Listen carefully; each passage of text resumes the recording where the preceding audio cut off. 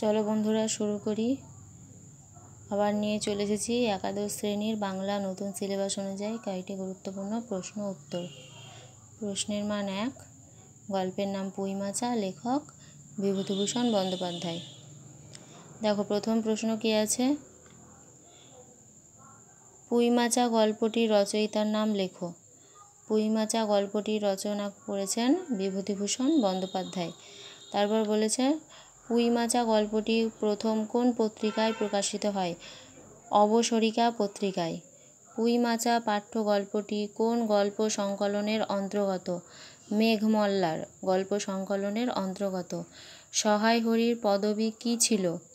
4 নম্বর প্রশ্ন, সহায় হরির পদবী কী ছিল? সহায় হরির পদবী ছিল চাটুজ্জে। 5 নম্বর কোশ্চেন দেখো, সহায় হরি তার স্ত্রীর কাছে কি চেয়েছিল? বাটি বা ঘটি চেয়েছিল। সহায় হরি বাটি বা ঘটি কেন চেয়েছিল? খেজুরের রস আনার জন্য।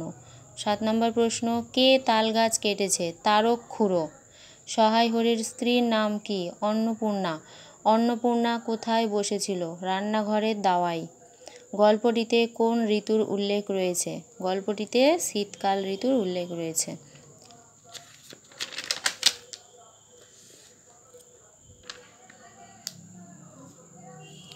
11 নম্বর প্রশ্ন দেখো, শীতকালের কোন সময় অন্নপূর্ণা তেল মাখছিল? সকালবেলায়। 12 নম্বর প্রশ্ন, তুমি মনে মনে কি ঠাউরেছ বলতে পারো? কথাটি কে কাকে বলেছে? অন্নপূর্ণা সহায় হরিকে বলেছে। সহায় হরির বড় মেয়ের নাম কি?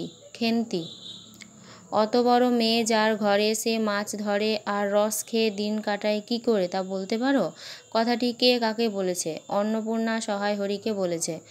অন্নপূর্ণা কাদের বাড়ি গিয়ে গুজব শুনতে বলেছে? চৌধুরীদের বাড়ি গিয়ে। পরের পাতায় দেখো 16 নম্বর প্রশ্ন, খেন্তির বয়স কত? 15 বছর। সহায় হরির কোন কোন পাড়ায় ঘুরে বেড়ানোর কথা বলা হয়েছে? বাগদিপাড়া ও ডুলেপাড়া।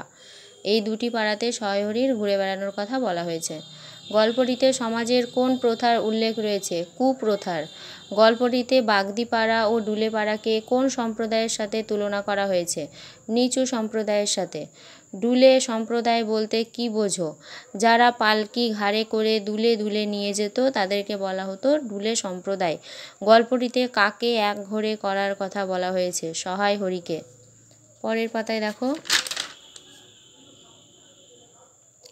সহায় হরিকে একঘরে করার কথা কোথায় বলা হয়েছে?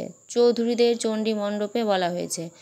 কার মেয়ের আশীর্বাদ হওয়ার পর বিয়ে হয়নি? সহায় হরির মেয়ের বা অন্নপূর্ণার মেয়ের।